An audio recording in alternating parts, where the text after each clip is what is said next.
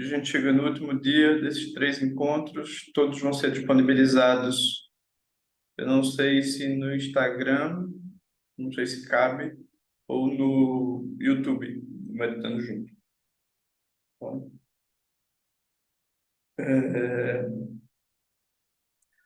o nosso tema de hoje é a beleza, não é mesmo?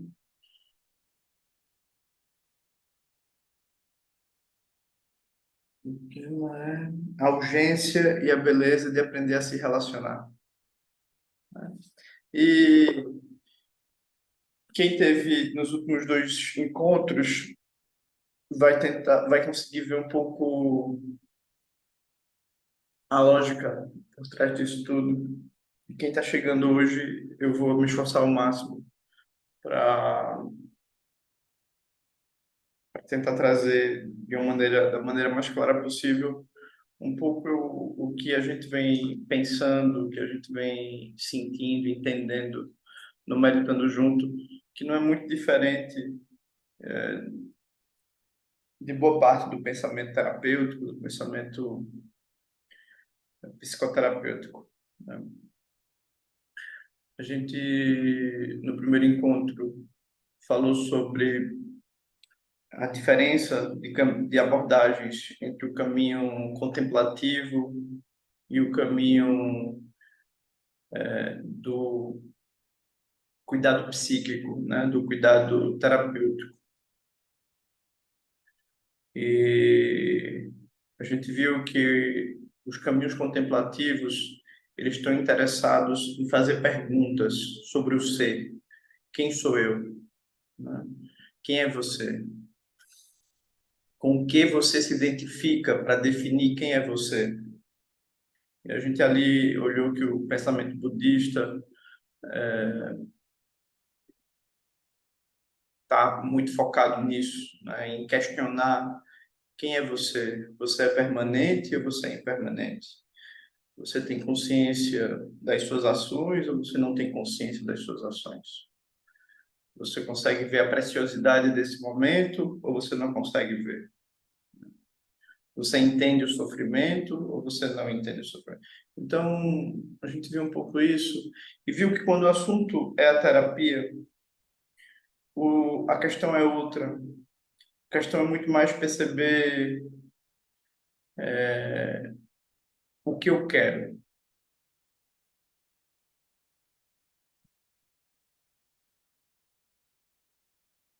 O que é que eu quero?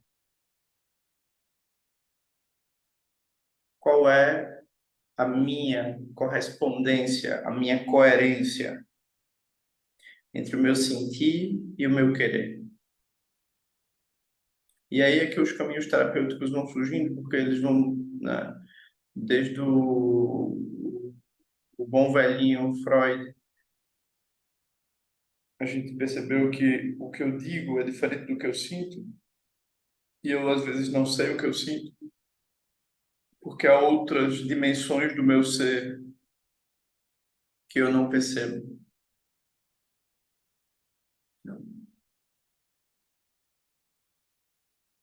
Hoje a gente começa a dizer há dimensões corporais do seu ser que você não conhece. Eventualmente, o seu corpo entra em processos de submissão ou de depreciação, né? E você não sabe por quê. Eventualmente, você sente processos de carência, de angústia, e você não sabe por quê. Uma parte sua sabe e critica e racionaliza, mas mesmo assim, isso não modifica muita coisa. O, o instinto automatizado, o movimento automatizado que o corpo aprendeu a fazer. E aí, nesse sentido, a gente falou ontem sobre a compulsão e a adição, um pouquinho de leve sobre a procrastinação, e a gente viu que essas são partes que tentam vingar ou restabelecer uma corporalidade, uma sensação de prazer ou de alívio ou de relaxamento quando o meu eu aprendeu a se associar a visões muito estritas, muito duras, muito dis-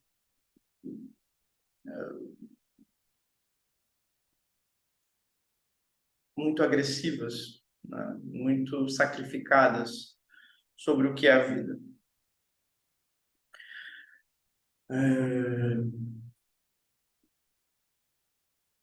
Isso nos leva ao encontro de hoje, que o tema são as relações. E esse é um tema imenso e muito, muito complexo, né?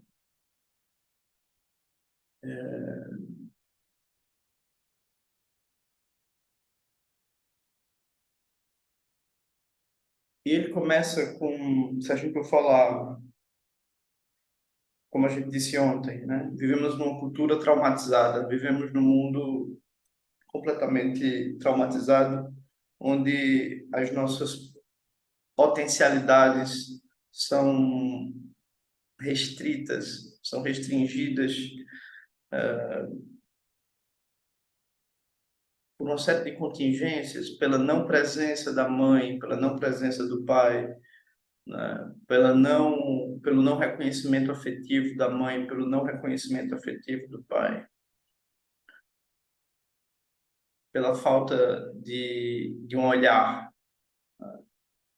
pela falta de um olhar que regula, que diz, tá tudo bem, eu tô aqui, vamos mais para frente. Tá tudo bem, eu tô aqui, vamos mais para frente. Essa é a expectativa biológica, né, que a gente não tem.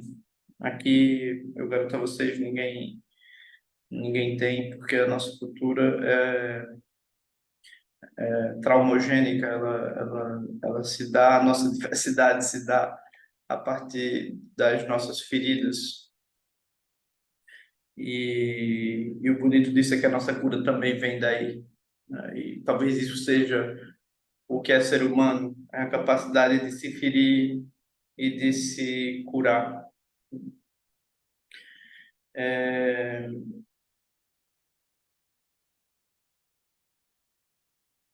então vamos lá. Esse ser de desejo que vem e diz: eu te quero, mamãe, eu te quero, papai, e que encontra mil obstáculos, encontra mil intercorrências, de forma que ele não consegue acessar, ele não consegue ter o feedback dessa necessidade, desse encontro. Então ele volta com a cesta vazia. E quando a cesta está vazia, uma coisa que a gente disse ontem, ela está cheia de angústia, porque o desejo, a ânsia, não encontrou uma resposta. E muitas coisas começam a acontecer para eu não estar mais com essa angústia, para eu me livrar dessa angústia, que é uma sensação muito. Alguns se referem à angústia como uma facada, né? Como uma ferida aberta. E aí começam a surgir as adaptações, começam a surgir as formas de evitar a dor.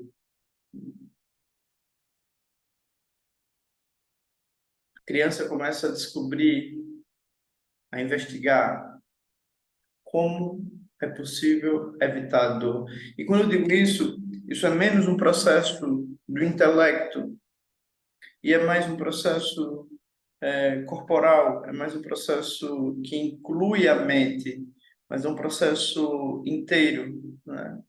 E aí, por exemplo, eu começo a descobrir que se eu ficar na posição de vítima, eu consigo amenizar a angústia, porque eu resolvo os problemas de querer e não ter, dizendo, eu não sei, sempre é assim comigo, sempre acontece isso comigo.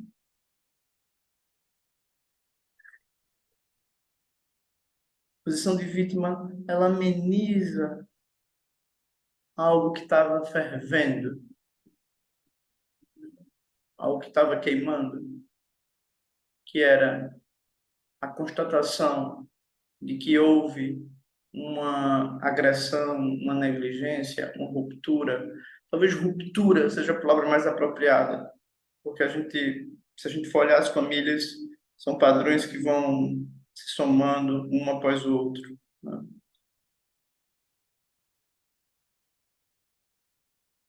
Então, as adaptações vão surgindo, né? Aí, Dr. Freud, Jung, Reich, Perls vão falar a neuroses, né?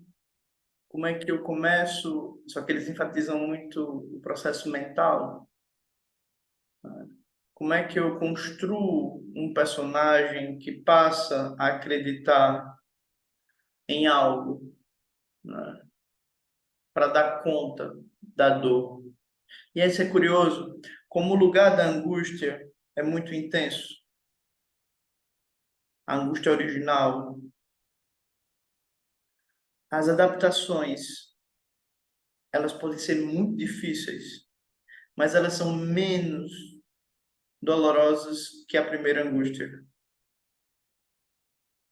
E aí o eu começa a ter, você começa a ter posições ou é, pontos internos que aliviam a angústia, mas que se esqueceram dela. Então, por exemplo, pode surgir o estado de vítima, que é uma forma de acalmado. Pode surgir o estado do congelamento ou do pânico, que é eu não sei, eu não consigo, isso não é para mim. Eu não sei, eu não consigo, isso não é para mim.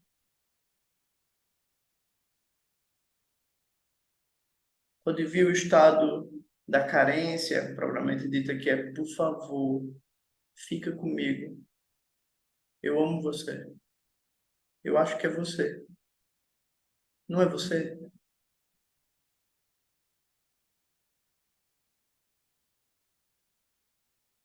Eu também gosto daquela música de Martins. É você.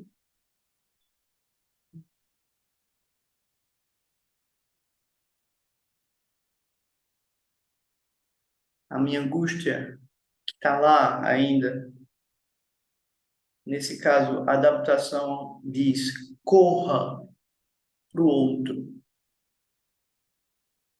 corra para os braços do outro, corra para a expectativa de ter alguém, corra para a esperança, para a idealização. Né? Muitas coisas podem surgir daí, né? Todas elas furadas. Podem surgir.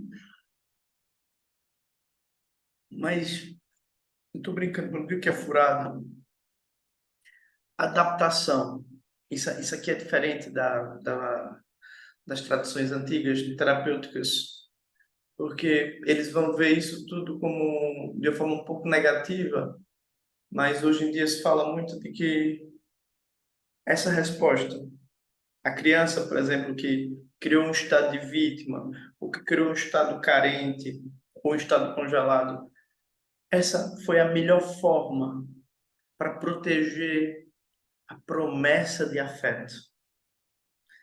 Vejam que interessante isso. Ah, mas você fica sonhando muito. Você, você espera demais. Você se entrega demais. Em vez de lutar contra isso, o que é muito difícil, a não ser com muita dor. Essa foi a melhor forma de guardar em mim, ou no meu campo, no meu espaço, a promessa de afeto. A coisa muda, não é? Não é mais eu sou assim. É agora, opa, isso foi um aprendizado, isso foi uma regulação do meu corpo, me proteger da angústia, do deserto, da agressão, fazendo isso, me deixando meio avoada, ou meio o pânico, algumas pessoas relatam cada vez mais essa instância de eu não sei, eu não sei.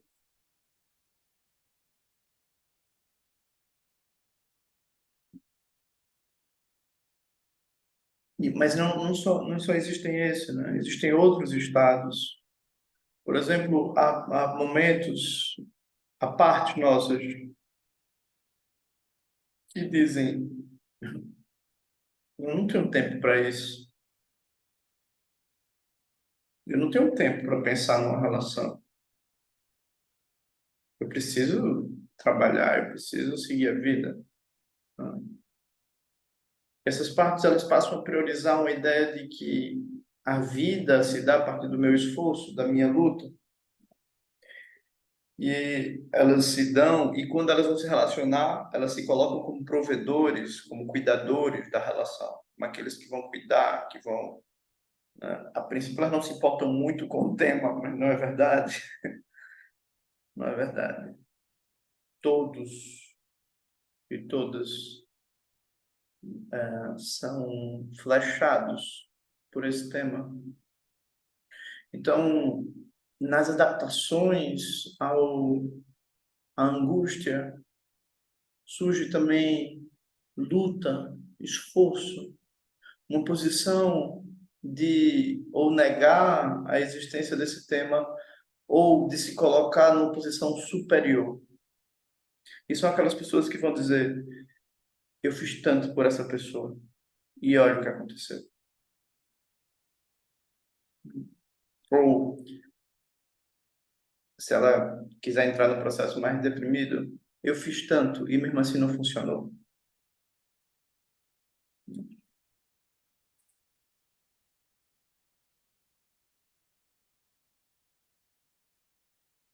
Algumas pessoas também começam a sentir que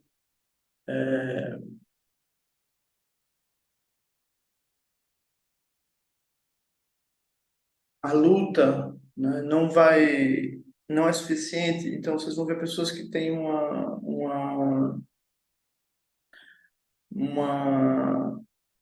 Começa a surgir partes compulsivas ou partes que se entregam para a relação, mas também se entregam para outras questões, sempre um pouco mais, de forma que a relação vai ficando como um apêndice de outros tipos de processos, né? Mais compulsivos, mais aditivos, né? Isso também vai surgindo. Mas o que é tudo isso? O que é tudo isso? Isso tudo são adaptações à angústia. E qual era essa angústia? Era de querer mamãe, papai, amorosamente perto, dinâmicos, interessados. É assim, é biológico.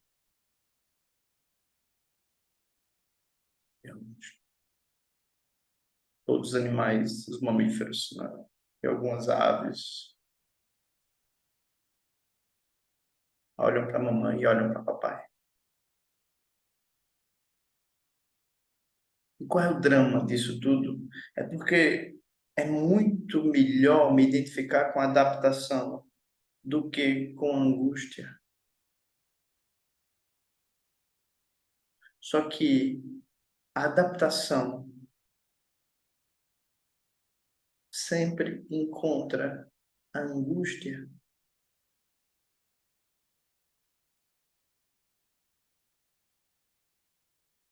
A adaptação sempre encontra a traição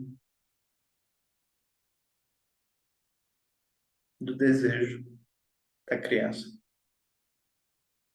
Porque quando ela passa a se tornar um padrão de relacionamento,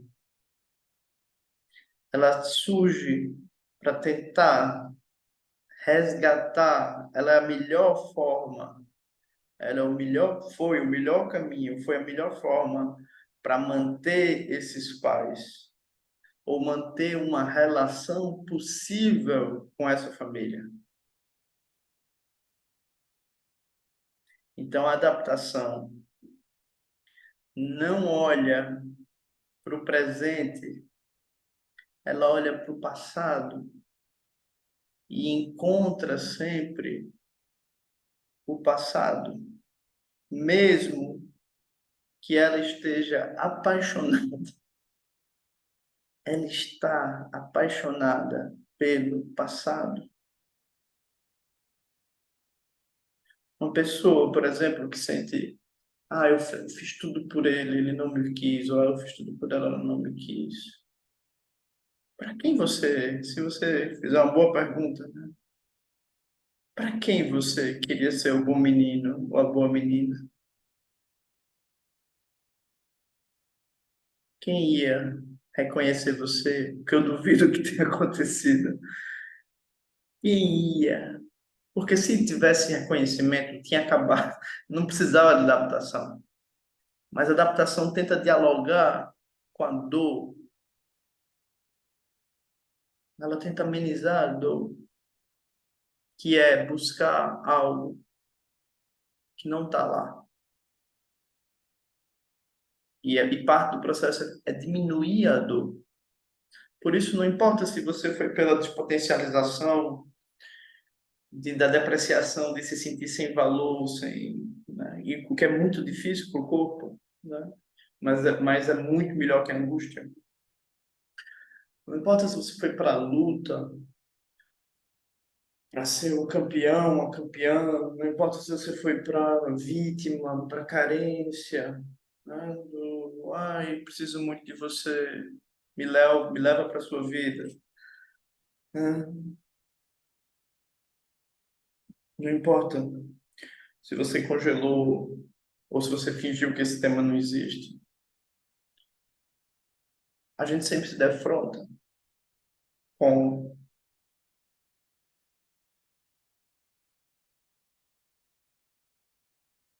com a traição. Tem jeito.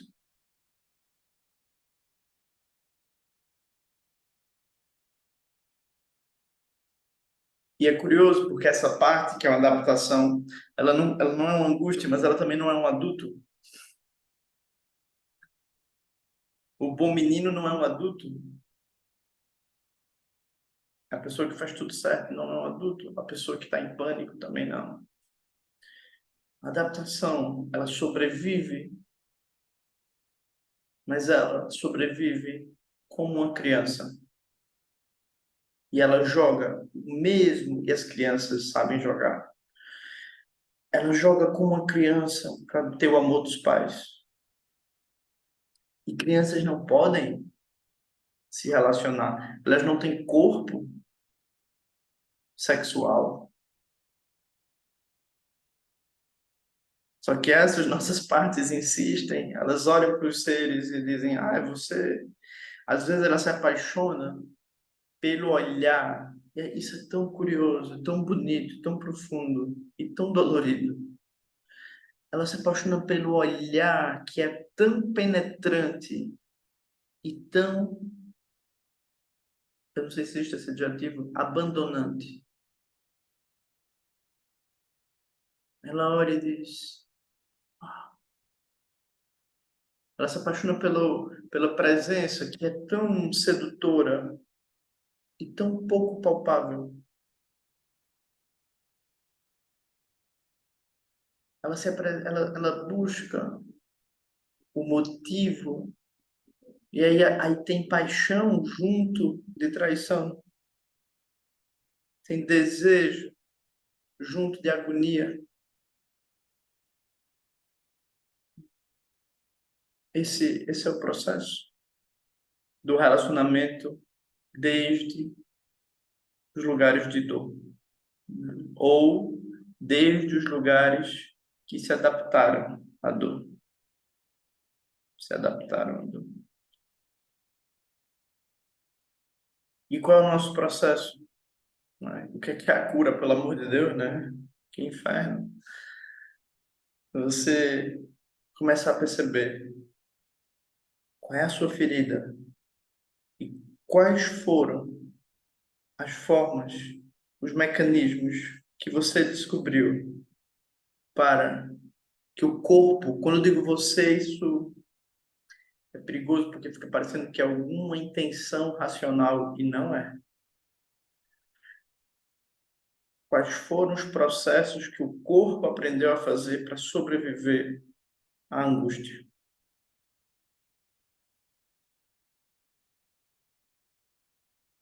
Se você é heróico, o como você vem se sacrificando, o como você vem se tolhendo, se restringindo, se enrijecendo, se negando. Se você entra no lugar do pânico, o quanto você não está vivendo a vida, o sonho, a possibilidade de abertura, né? Se você entra no lugar da vítima, da carência, há quanto tempo você vem pulando de um processo para o outro?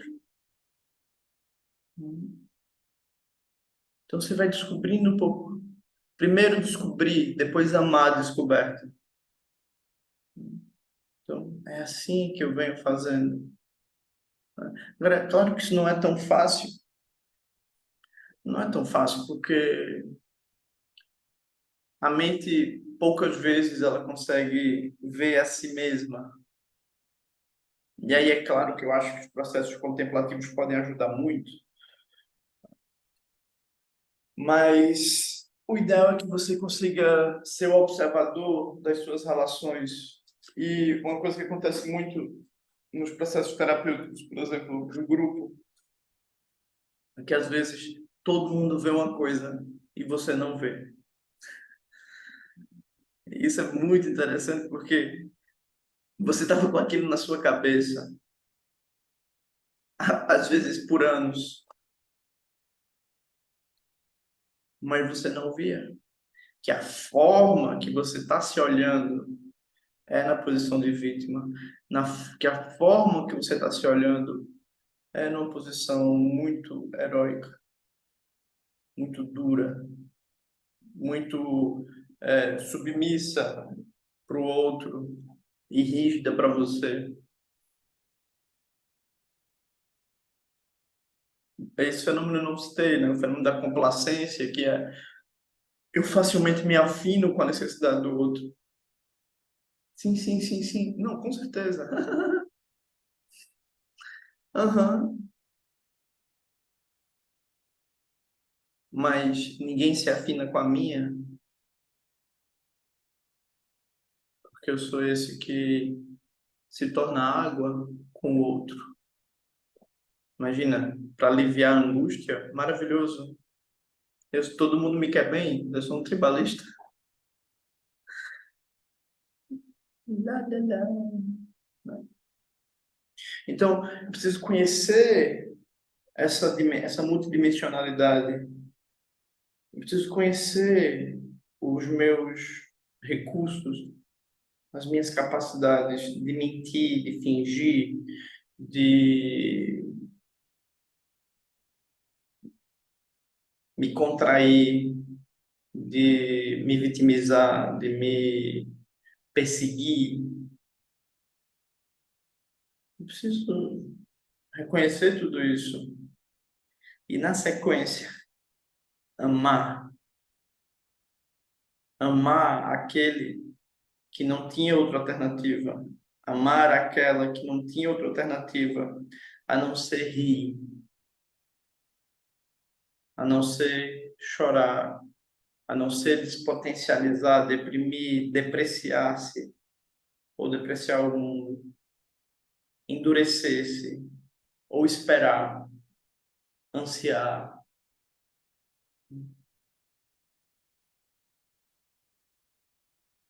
E aí eu começo um trabalho de reintegração de posse.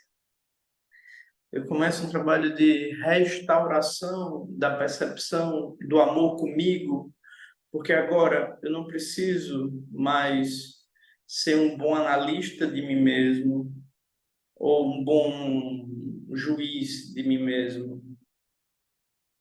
Agora eu posso ser um bom, uma pessoa que ama de verdade, que começa o processo da vida se amando, amando o que surgiu depois da ferida e chorando a ferida, e sendo solidário, sendo companheiro daquele que foi ferido, daquela que foi ferida.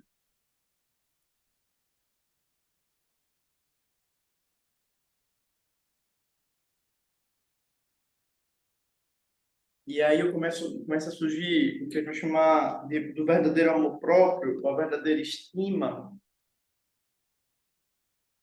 que é eu vejo o tamanho da, da, da, da abertura da ferida, eu vejo o tamanho, eu choro e eu oportunizo a ferida a ter uma companhia, o que ela não teve, e a expressar a agonia, a angústia, sem que eu tenha que me adaptar mais. Que eu consiga perceber tudo o que eu queria e eu não tive, ou tudo o que eu queria, não queria, me deram,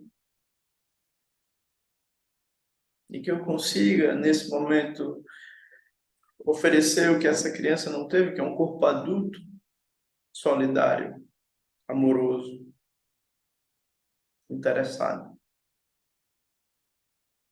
Esse processo é a forma de esvaziar as compulsões de realizarem suas tarefas. Ops, não só as compulsões, mas todas as adaptações, todos os personagens, eles não precisam mais seguir o script da sobrevivência à dor quando eu estou no lugar que foi ferido, que foi machucado.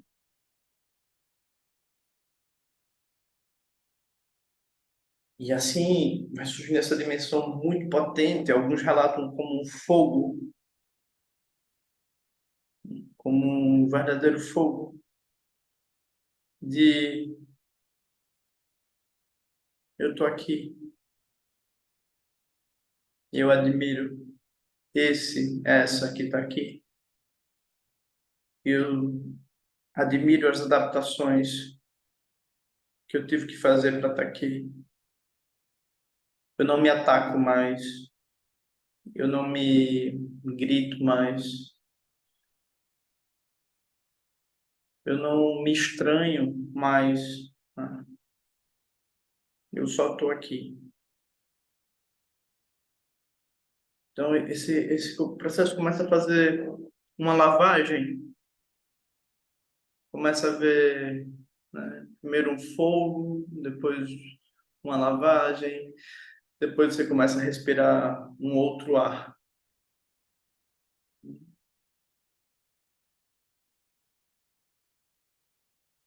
Você começa a construir outra terra, esperar outra coisa das relações. A gente começa dessa forma a se relacionar não mais desde as nossas adaptações, mas desde o nosso amor por nós, nosso amor verdadeiro, nosso amor inteiro.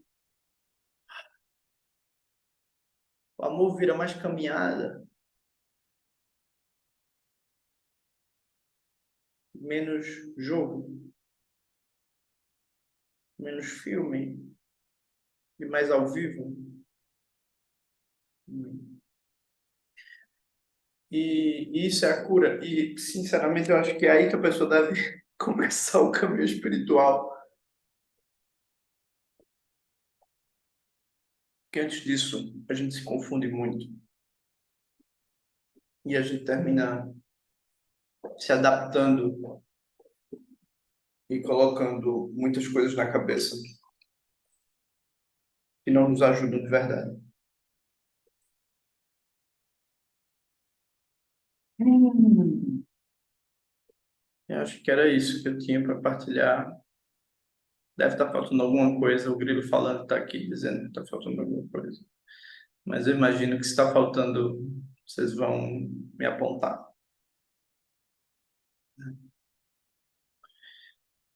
Agora a gente tem algum tempo para perguntas. E se me vier aqui alguma coisa, eu trago.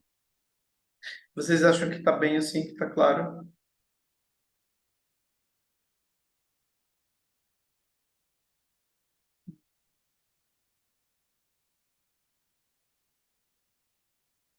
Tiago fez uma pergunta: como lidar com sucessivas rejeições? Parar de buscar algo fora? Sim, mas não.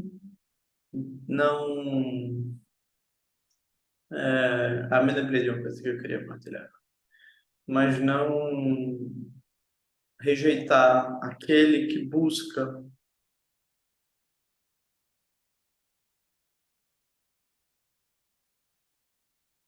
Isso é fundamental. Porque geralmente a gente joga o bebê com a água. Ah, eu não posso ser assim. É verdade. Mas você é. Fazer o quê? É o seu jeitinho. É o seu jeitinho. É o jeitinho que fez com que você sobrevivesse à angústia. Ah, eu não queria ser tão rígido. É o seu jeitinho. E quando você começa a amar o seu jeitinho, você não precisa mais. O seu jeitinho não precisa mais cuidar de você, porque você agora cuida dele. Ah, é o meu jeitinho. Se me soltar, eu vou para esse lugar. Ah, aí eu começo um diálogo amoroso com a minha parte, com o meu processo interno. Isso, uma coisa que eu fiquei de falar hoje, né? Nos processos grupais, é bonito, né? Você vê como às vezes quem faz esse trabalho por você é uma pessoa que está vendo e dizendo, nossa, às vezes é o terapeuta, às vezes é outra pessoa que diz,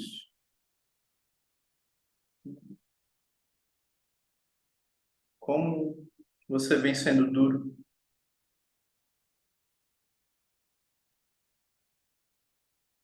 como você é capaz de ser tão dura com você mesmo. Isso é incrível, incrível você poder perceber pelo olhar de outra pessoa. Então, Tiago, não rejeitar aquele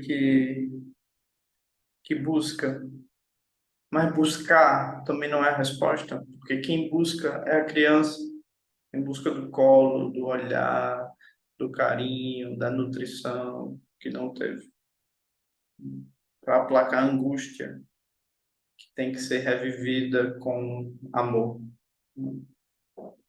Cecília vai ficar disponível, claro. Sim. Maíra, como saber que estamos no caminho certo desse amor? Eita, Maíra, pergunta boa.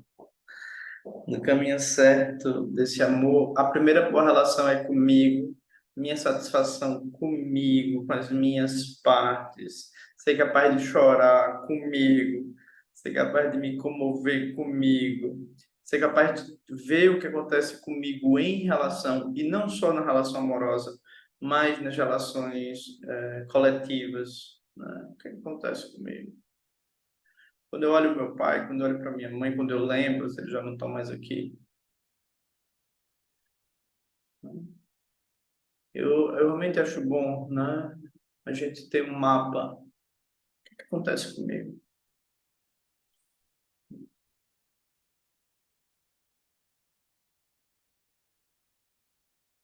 Quando é que eu perco o meu contato amoroso comigo? Eu conheço esse contato amoroso.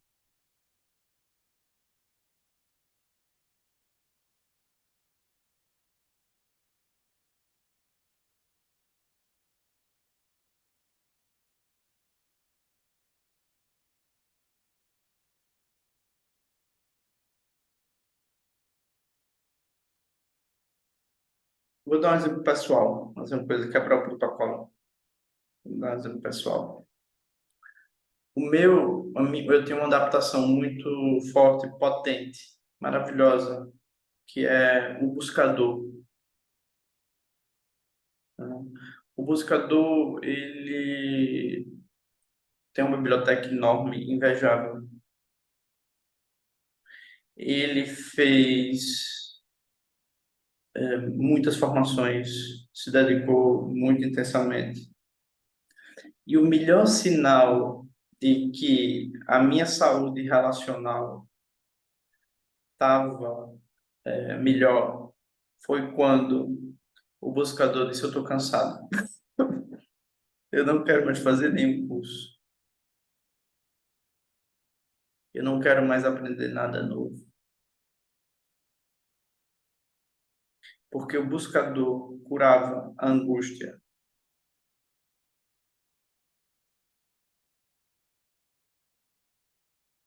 se colocando numa posição de heróica. Eu tenho que saber disso, isso vai ser importante para mim.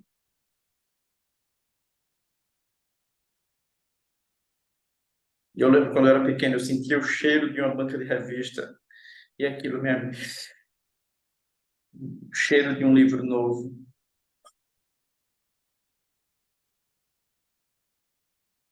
E sede,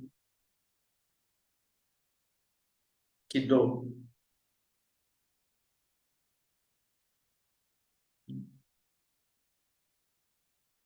Então, isso é um bom sinal, porque quando o buscador, por exemplo, está muito ativado, outros aspectos da vida estão abandonados. E esse é isso que as adaptações fazem. Elas têm olhares muito restritos, focando no objetivo delas, e elas perdem o todo. Então, a resposta também vai por aí, que é quanto mais eu tiver um olhar global, mais tá tudo bem. Quanto mais eu tiver com um foco muito específico, muito estreito na minha vida, pode ser um sinal de que uma adaptação está cuidando de mim, né? Me diz se faz sentido, tá? Tanto Tiago quanto Meira. Lu, existe algum grupo de vocês que foca nessa área de treinamento de entendimento das adaptações e compulsões? Se existe algum grupo, sim, existe, mas não é curso. São grupos selvagens, onde você está no grupo e você vai se relacionar com outras pessoas, eventualmente mulheres, eventualmente homens, homens, mulheres, só mulheres, e ver o que é que acontece com você em relação. O que é que acontece quando você está com uma pessoa manifesta algo, o que é que surge, né? E aí, é um trabalho bonito. Eu particularmente gosto muito de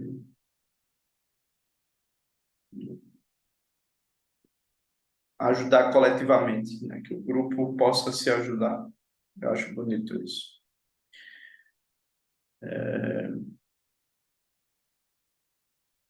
E uma coisa assim importante, sabe? Não, isso não é um processo confortável,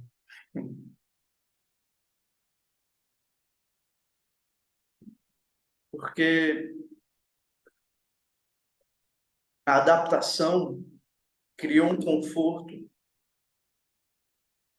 para sobreviver à dor, e você precisa mostrar para ela que, nesse momento, tanta intensidade, tanta ânsia amorosa de você por você, que você pode voltar para a angústia. Você pode cuidar dessa ferida. E isso não é confortável.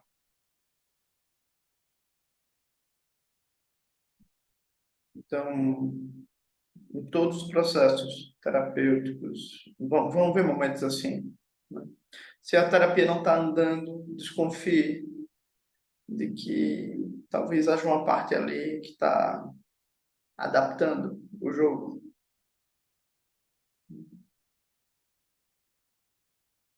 E assim é.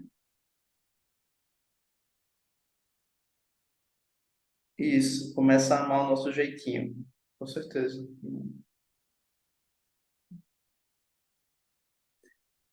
Quem busca é a criança. É a criança que busca. E encontra a dor, que é o que ela conhece. Ela tem familiaridade com isso.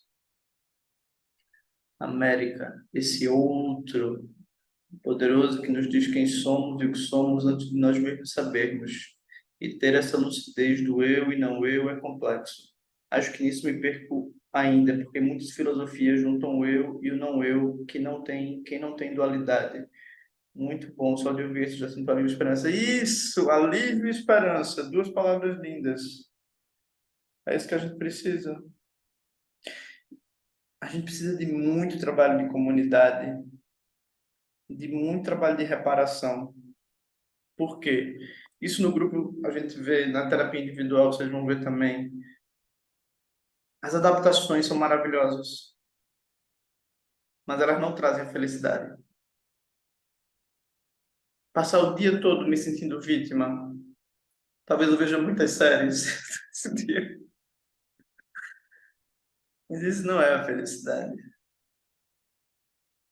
Fazer tudo certinho, sem ousar, seguir a regra, ou ser muito complacente, amoroso e submisso. Ai, isso não traz a felicidade. Ou mesmo eu dizer, ai, tu me ama, sim, eu te amo. Isso não é a felicidade.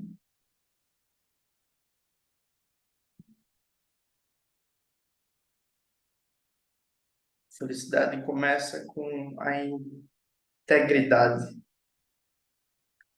Começa com, opa, e uau, essa sou eu, esse sou eu.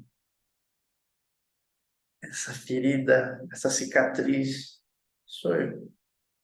Essa pulsão, essa adaptação, esse jogo manipulatório, ou submisso, ou heróico, sou eu.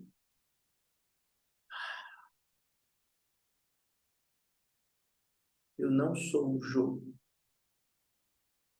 eu não sou a ferida. Eles me pertencem como processo, como vivências. Mas aí a gente se aproxima muito mais das tradições contemplativas. Quem é você?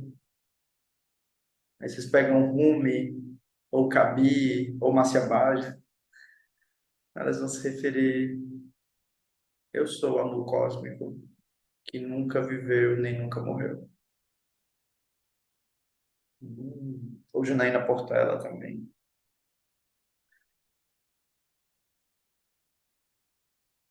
Eu sou isso.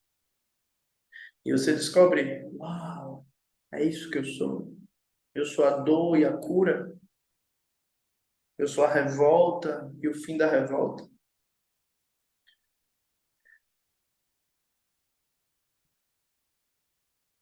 Eu tô para jogo. Eu tô para jogo. Eu tô para jogo com a vida.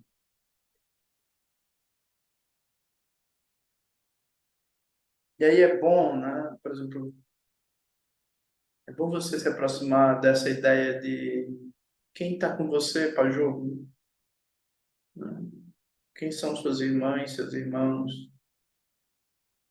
que estão para jogo, que não estão para acreditar em pequenas mentiras.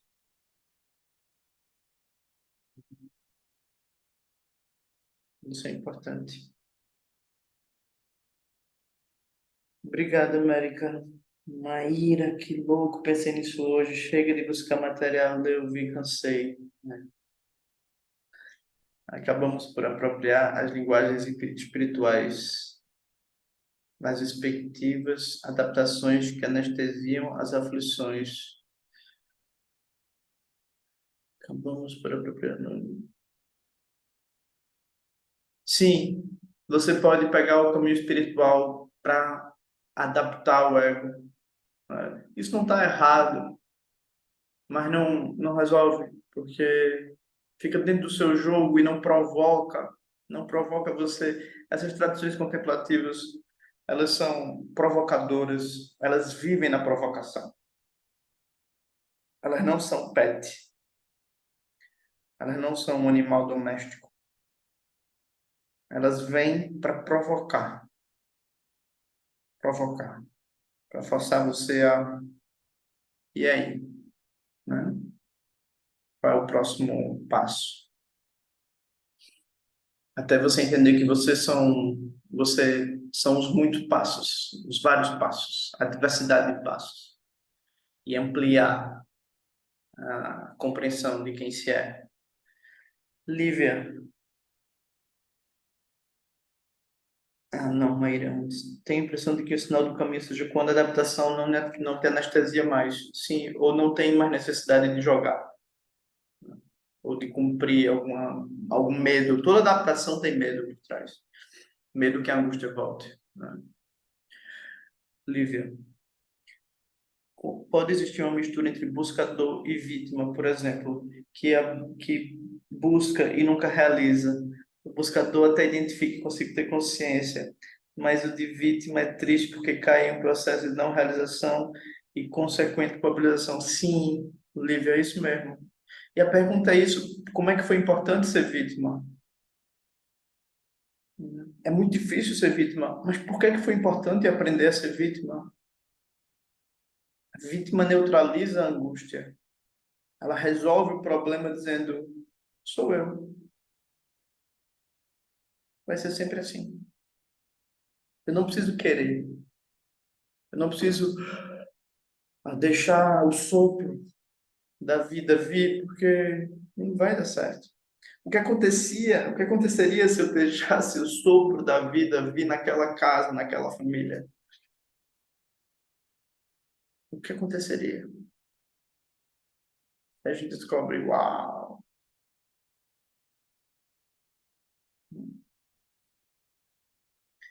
uau, muito melhor ser vítima. Muito melhor não acreditar. Muito melhor acreditar que vai ser pior para mim. Porque assim eu não preciso querer e me frustrar. Eu mesmo me frustro, não é ninguém que me frustra.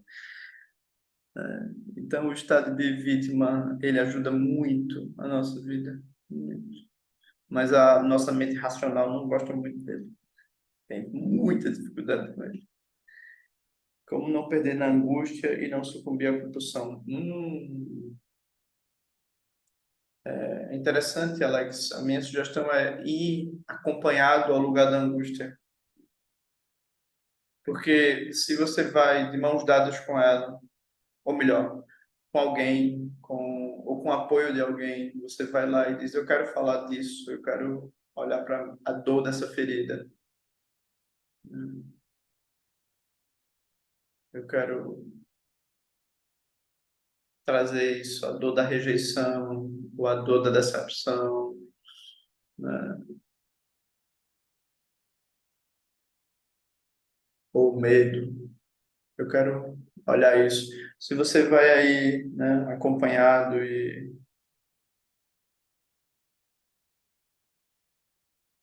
essa angústia, ela pode falar e não tomar você, e essa é a diferença, né? Que às vezes, por exemplo, em alguns casos, a angústia simplesmente bota os pés na porta e diz: vai ser sempre assim, eu não consigo, né? Que dor, né? Isso é porque ela não está tendo espaço, né?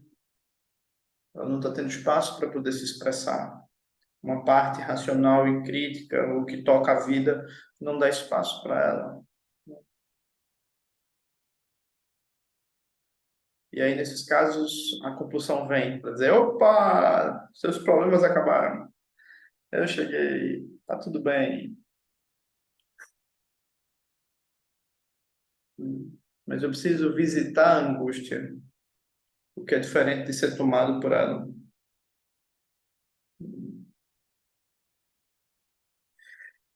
Amanda, sair da ideia do dedo podre passa por saber escolher, saber desde onde eu estou escolhendo. Quem está escolhendo?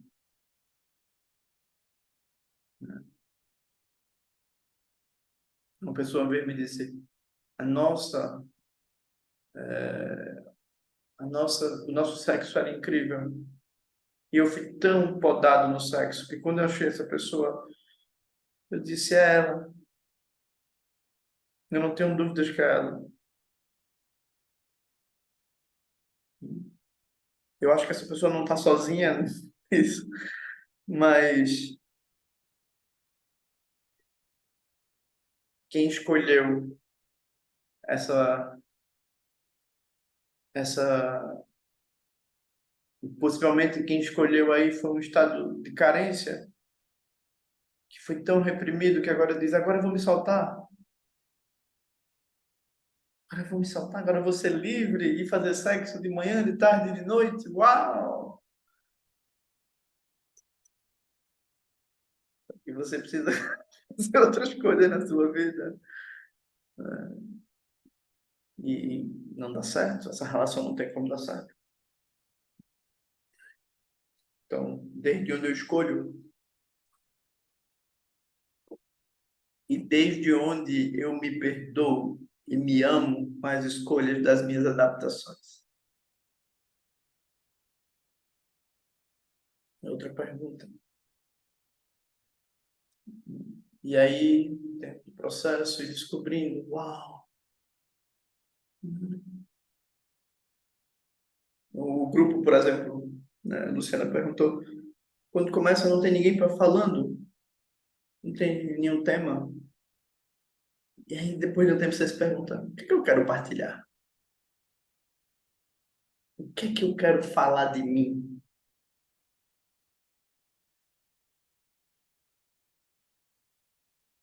Quem sou eu? Né? Na terapia também, depois de um tempo, né? Mesmo uma psicanálise tradicional, né? Depois de alguns anos você começa a se perguntar, por que eu estou falando de mim assim ainda aqui?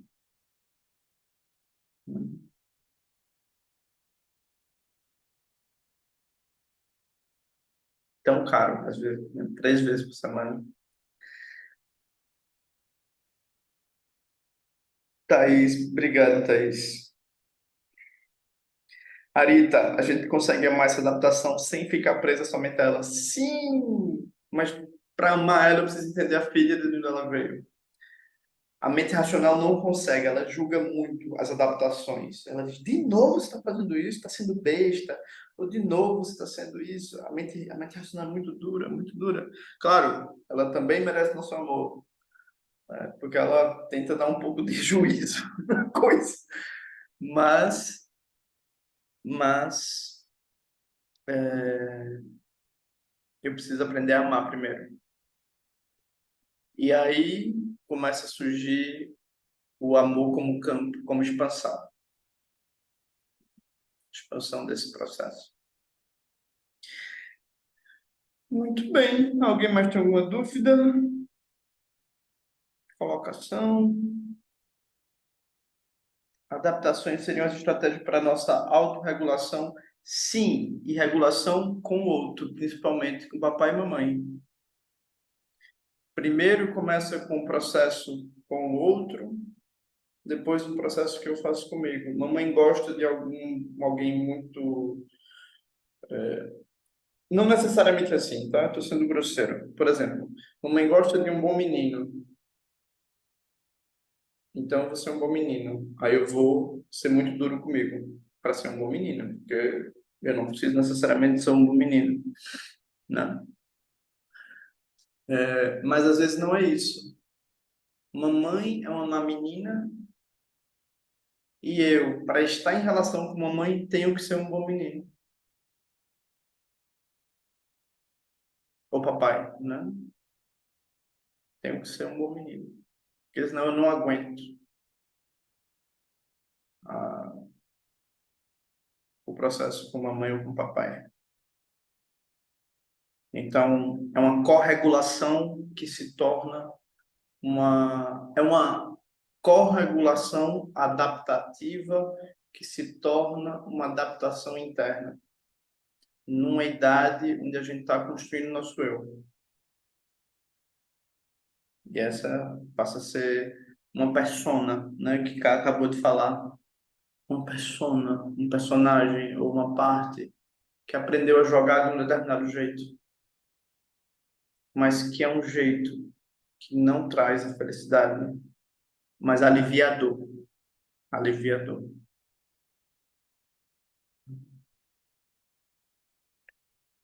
Hum, América. João, dá um exemplo dessa parada com a compulsão e edição. Qual parada? Me diz.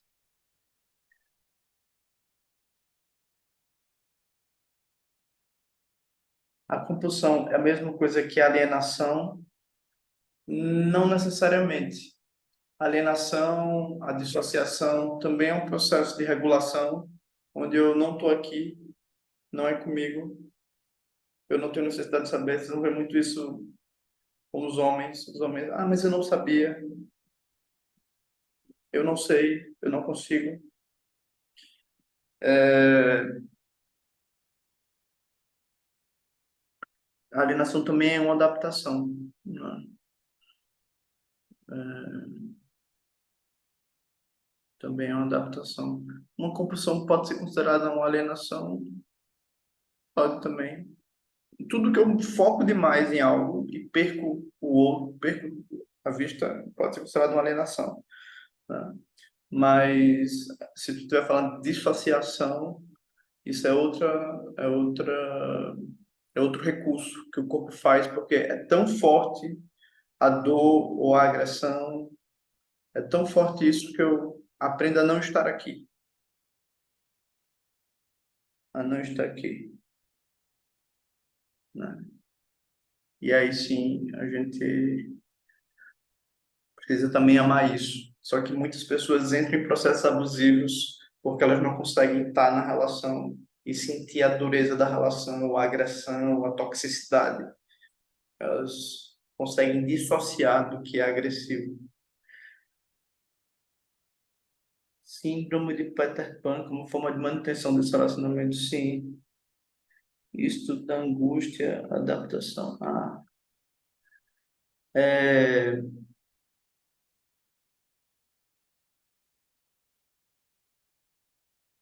é mais ou menos assim, América.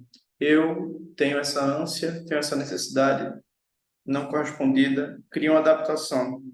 Essa adaptação, ela tenta regular a angústia e às vezes ela é muito dura para o corpo, para estar aqui e agora no presente, né? Aí eu vou ser um bom menino, a que custo? Eu vou ser um trabalhador, a que custo? Eu vou negar um aspecto meu para poder ser amado. E aí a compulsão vem para dizer que nada, cheguei, é só para você. Eu vou dar para você o que você não está conseguindo ter. E ela dá, a gente viu, né, ontem, alívio, relaxamento, nutrição. Ela tenta dar do jeito dela aquilo que a minha adaptação, às vezes uma adaptação racional ou de outra adaptação, não conseguiu oferecer. Então, mais uma vez, trabalhar a angústia é o nosso ponto principal. Estar ciente da angústia. Mais alguma coisa?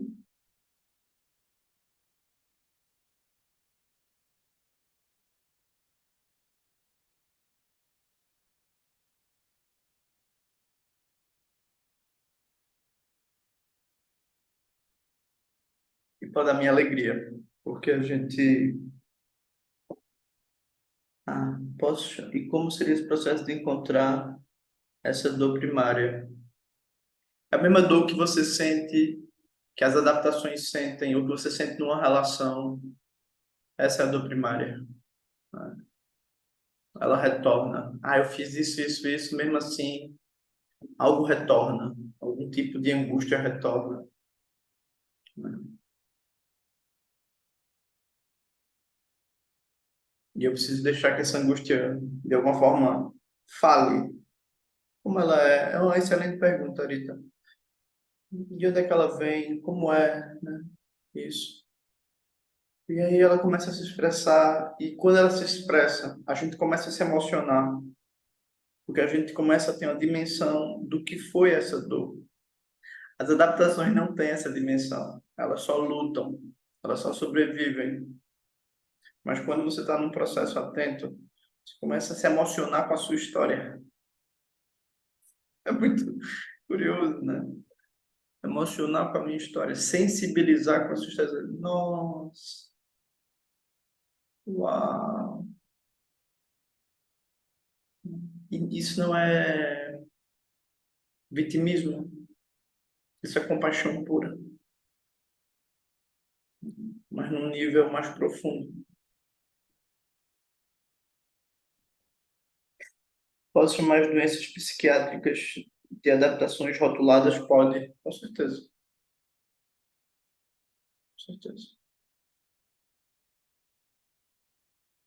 São termos técnicos com pouca utilidade subjetiva.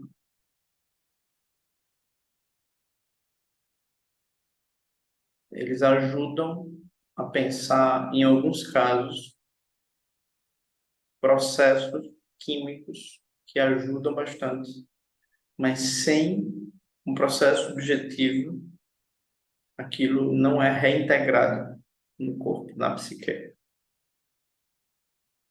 Não basta tomar o remédio.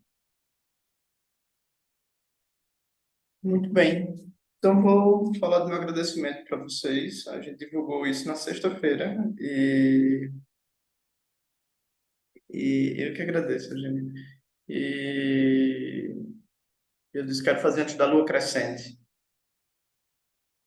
E, e eu acho que quanto mais na nossa vida a gente puder ter momentos assim de partilha, de cura, né, de propostas, de provocações, quanto mais eu tiver disso, eu tenho um karma horrível para os astrólogos e astrólogas e astrólogos. Eu tenho um Plutão de casa 5 que me faz ser uma pessoa extremamente interessada nas profundidades e nos infernos, nessas coisas. E partilhar isso, sair desses lugares profundos para partilhar, é fundamental para mim. E não só para mim, mas eu imagino que vocês também, né? Porque nós somos seres de partilha, nós somos seres de encontro, nós somos seres de reconhecimento mútuo. Então, eu realmente acho que quanto mais a gente tiver processos assim na nossa vida, melhor. É muito fácil se isolar e acreditar na narrativa de trabalho, na narrativa ideal, e não cumprir a narrativa ideal e ficar mal porque não cumpriu a narrativa ideal. É muito fácil. O mundo é para isso. Curte meme o dia todo. É um pesadelo engraçado, mas não é felicidade.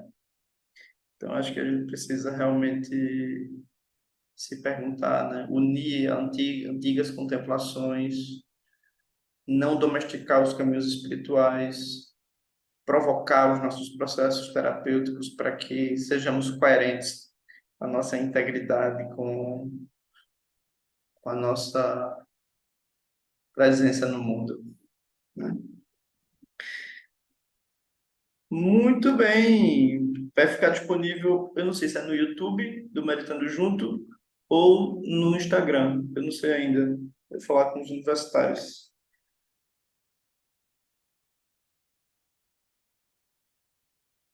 Muito bem. Obrigado. Tantas mensagens carinhosas. Obrigado. Obrigado. Um recado para quem quiser, Sônia Rodrigues, o vídeo dela, da entrevista que a gente fez, está no Instagram, no link lá na bio. Ela vai dar um curso no Meditando Junto, eu não me lembro a data, mas em setembro. E é uma pessoa com muita, ela é de Madrid, é uma pessoa com muita experiência, uma mulher que faz um trabalho com outras mulheres, com casais, muito interessante.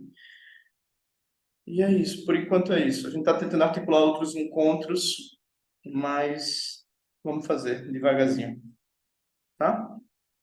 Beijos, um abraço, muito obrigado e até já já. Beijo.